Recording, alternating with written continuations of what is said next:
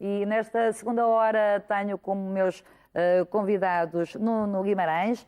Ele é assessor cultural da Embaixada de Portugal na Lituânia e já lançou, ou acaba de lançar, o seu último livro, desta vez é de poemas, Nuno, não é? Sim, poesia. Por eu me lembrar de ti. E tenho também a Helena Barranha, que é diretora do Museu do Chiado. Olá, bom dia, bem-vindos. Nuno Guimarães, eu começava por si, porque depois, o ano passado surpreendeu, porque eu acho que é muito importante. Sim, eu vou tentar mostrar os livros, porque lançou, creio, qual foi o livro? Esse. Bilingue. Este livro, Bilingue. Portanto, o que é que se fala na Lituânia? Fala-se lituano. Lituano. E como é lituano. que é muito complicado? Muito complicado. O lituano é muito complicado. Eu já estou há uns anos importantes na Lituânia. Mas podemos ir lá falar inglês? À vontade. Toda a gente fala inglês e, portanto, é fácil a comunicação na rua e, portanto, com toda a gente. O lituano é bastante complicado, porque tem declinações e, a partir daí, complica... Piores que as alemãs? Eu não sei alemão, mas parece-me que sim. Parece-me que é um bocadinho pior do que o alemão. Sim. Portanto, pode imaginar que complica um pouco a situação, a comunicação. É interessante este livro. Porquê? Porque está em português e em lituano. Exatamente. Portanto, solidão diz-se... Vienis sumas. Vienis sumas. Também não é difícil, não é? E é também, é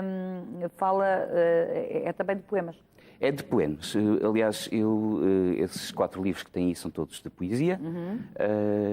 Tenho dedicado ultimamente à poesia. Penso poder lançar proximamente um livro, um romance, se quisermos chamar assim. Mas para já estou na poesia. Está na poesia e está muito bem, porque bem, é interessante porque nunca, confesso, não sei, Helena Barranha, se já tinha visto algum livro bilingue em português-lituano.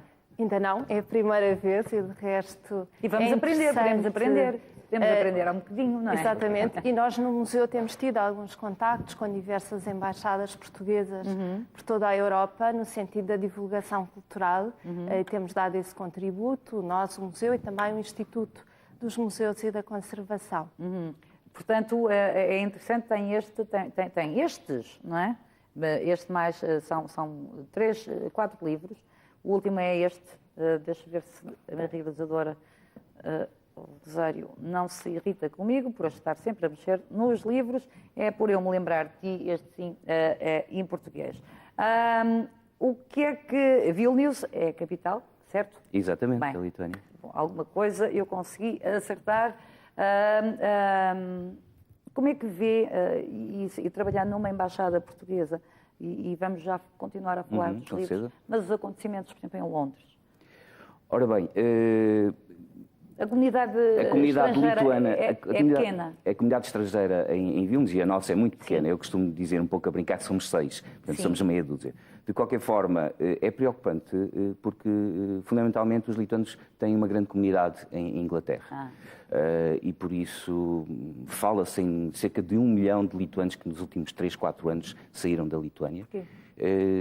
Crise, como é óbvio, quer dizer, há um desemprego enorme, nomeadamente os mais jovens tentam procurar a sorte noutros países, procuram a Escandinávia ou Inglaterra e por isso estes acontecimentos em Londres e noutras cidades inglesas trazem, como é óbvio, os lituanos um pouco alvoroçados com o que se passa.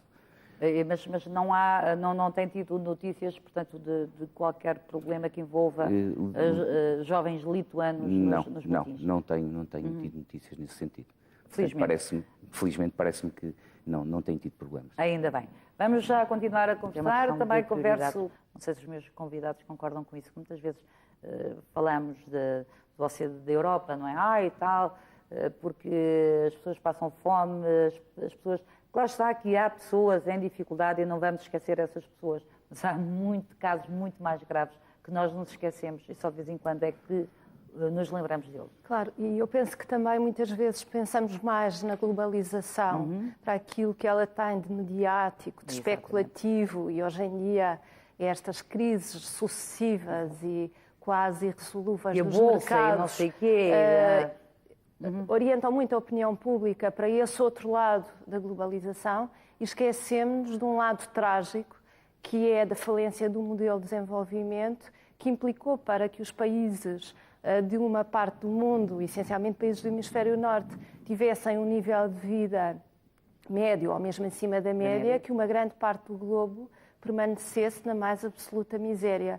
E sob esse ponto de vista eu acho que se evoluiu muito pouco, por exemplo, desde os anos 80, desde as célebres campanhas contra a fome em África, lideradas e dar condições para que a África não invadisse, entre aspas, a Europa, não é? Portanto, fixar as pessoas, o que não acontece, não é? A nível diplomático também não, isto sem pôr em causa o seu papel de assessor cultural. Mas claro.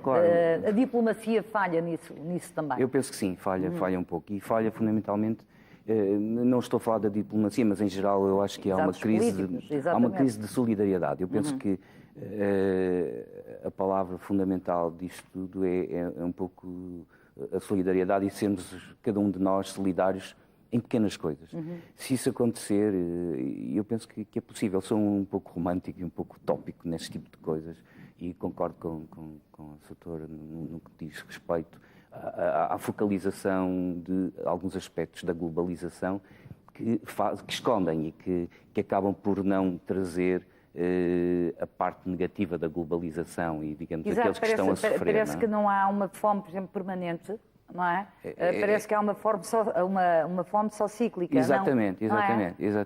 Quando é diária, é permanente, acontece e continuamos sem resolver os problemas. Eu arriscaria a dizer, digamos, na continuidade do que disse, que quando há falta de notícias das outras, da Bolsa ou da globalização que interessa apresentar, então lembram-se da África e lembram-se das crises que existem em algumas partes do mundo e são injetadas. São injetadas só, como disse, portanto, parece cíclico, porque realmente não aparece diariamente e, na minha opinião, aparece quando não há as notícias da Bolsa. Para não, aqui é uma forma muito interessante de mostrar como é que nós vivemos também e como vivemos a cultura, porque ao contrário do que... Qual é a imagem que os habitantes, o que os lituanos têm dos portugueses, Nuno Guimarães? É excelente. É? Excelente. E isso enche-nos de orgulho. Porque eu dou aulas também em duas universidades, em Vilnius e em Kaunas, dou aulas de português, sob a alçada do Instituto Camões.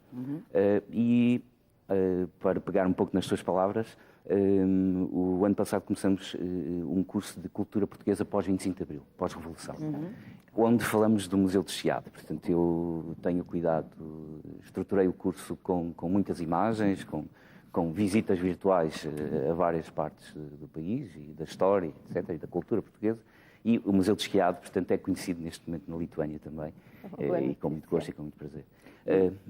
Relativamente à receptividade dos lituanos para com a cultura portuguesa, ela é extraordinária. Eu penso, os lituanos são um pouco conhecidos como os latinos do Báltico. E por isso... O que é um ótimo sinal, logo. O que é um ótimo sinal. Portanto, é possível identificar uma série de características comuns. Semelhanças. São divertidos. Exato. Inicialmente são mais frios, digamos assim. Mas depois de quebrada essa primeira barreira, eles são muito próximos, divertidos. Eu costumo dizer, quando um povo se ri daquilo que nós somos capazes de nos rir, então, exatamente, então vamos nos entender. E, portanto, isso passa-se um pouco com o povo lituano. Isso é mais um pequeno detalhe que parece-me interessante, porque nós, os portugueses, e a língua portuguesa, sempre disse que a saudade portanto, é uma palavra única e que não há mais nenhum, não há tradução, não há mais nenhuma língua que a possa apresentar do mesmo modo que nós a apresentamos. Até porque no inglês é utilizado um verbo e, portanto, e noutras línguas é completamente impossível. E eu encontrei na Lituânia que eles têm um substantivo, um nome para a palavra saudade, que é ilgisis, e que a utilizam exatamente nas mesmas situações que nós a utilizamos. Em saudade. E eu penso, utilizam nas mesmas situações, portanto, quando estamos longe, quando pretendemos quando expressar a falta de qualquer coisa, muito. eles utilizam exatamente nas mesmas situações. E eu acho, eu brinco, e é um pouco também romântico, um pouco a minha teoria de que a nossa proximidade tem como base, a chave da proximidade é a saudade. Porque eles são capazes de a entender, porque a utilizam. Tem uma palavra que corresponde inteiramente à nossa saudade. Que é? Ilguicis. Ilguicis. Está bem. A nossa é mais bonita, não é? Pronto. É um bocadinho mais difícil de dizer. É um bocadinho mais difícil. Se tiver algum lituano. Maria Pinheiro está ligada, porque nós falamos da Somália e há tantos, é o Corno da África todo, não é? Onde há fome e evidente, onde se morre de fome, mas imensos países africanos continuam com esse flagelo. Nós não conseguimos, os chamados países, chamados e somos, caramba, espero eu, civilizados, não conseguimos realmente ajudar de nenhuma forma. A questão, eu penso que não se deve colocar ao nível da ajuda, mas exatamente, sim, das soluções. mas sim de uma visão global dos recursos que existem no planeta. E muitos desses países têm recursos fabulosos que estão a ser mal explorados e mal dirigidos. E, portanto, as populações ficam na mais completa pobreza, porque os recursos naturais que possam existir são orientados para fins que não o do desenvolvimento do próprio país e do bem-estar das populações. E aí é que, se calhar, todos nós podíamos exigir um bocadinho mais, exigir mais debate, exigir mais dos vários governos dos países desenvolvidos para que, de algum modo, contribuam para que esses outros modelos de desenvolvimento possam ser implementados e que se possa fomentar o desenvolvimento económico, social e cultural nos países mais desfavorecidos. E não exatamente, dar-lhes condições e não viver da caridadezinha ou não deixar que haja tragédias, não é? como estão a acontecer. Tristemente, eu acho que até é uma posição cómoda a ajuda, não é? Exato. Quer dizer, é a posição mais simples. Exatamente, uns aviões, fazem uns pedidos, umas reportagens e, portanto, é a maneira mais simples, mais direta e mais cómoda de se falar do assunto. E não se resolve nunca, não é? Nunca se resolve. E, portanto, faço minhas as suas palavras, porque realmente terá que ser um estudo muito mais profundo da situação, embora também não nos podemos esquecer digamos, das características culturais daquela zona. Exatamente. E que às vezes podem dificultar modelos, os nossos modelos, digamos assim. Claro. E, portanto, esse é um dos outros problemas, que muitas vezes nós tentamos implementar modelos ocidentais em países da América do Sul ou de África que não resultam. E, portanto, também penso por preguiça e por comodismo, acabamos por tentar fazer o mesmo que fazemos na Europa. Exatamente, exemplo, quando as realidades são diferentes. São completamente diferentes. Mas também acontece, não é? Às vezes neste país também se fecham estradas ou se fazem estradas. O Poder Central faz sem ir aos locais. Portanto, nós achamos que às tantas muitas vezes acontece isso, quando as realidades Nuno Guimarães, enquanto está, portanto, na Lituânia, escreve os poemas, que muitos deles têm muito português, têm muito saudade, realmente aquela palavra... Está muitas vezes presente. Não é? Não, exatamente. Porquê? É mesmo que tem saudades de cá? Saudades de tudo. Saudades das pessoas, saudades do mar, saudades da terra, saudades do cheiro, saudades da comida. E, portanto, nós somos assim. E só quando estamos... nos faz falta, não é? Exatamente. Só quando estamos fora é que reconhecemos que realmente existe toda essa falta de Portugalidade, digamos assim.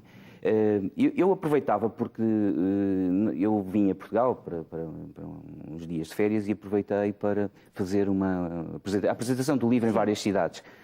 Fiz já em Vila do Conde e Braga e estão previstas mais duas, uma no Porto no dia 13, no dia 13 de agosto às 22 horas no Clube Literário do Porto e em Lisboa no dia 18 na Sociedade de Língua Portuguesa às 18 horas. São apresentações onde nós fazemos leitura de poemas. Eu tenho dois excelentes colaboradores que interpretam muito bem a minha poesia. Eu gostava também de deixar aqui o nome deles, que é o pintor Ângelo Vaz e o Hugo Moura Vieira, que em conjunto fazem belíssimas sessões de poesia, e deixo já aqui para todos a possibilidade de visitar uma dessas sessões e pronto, e terão a oportunidade de conhecer também o livro, como é óbvio. E que é fabuloso. Sessões de poesia também nos museus também é uma ótima ideia, não é? Também já temos tido algumas colaborações a nível de promoção de livros e encontros com autores, a propósito de um quadro. Tivemos há pouco tempo com um ex-embaixador uma sessão muito interessante organizada pelo Centro Nacional de Cultura, a partir de um autorretrato Mário Eloy, com o embaixador Marcelo Matias. E, portanto, o museu cada vez mais como um espaço cultural multifacetado. Eu acho que, exato. Para além das devemos meter aqui uma cunha ao Nuno Guimarães e levar os como é que se diz? A quem diz poemas? Pois, antigamente dizia-se declamadores, mas está um pouco ultrapassado esse termo. É leitor, leitor.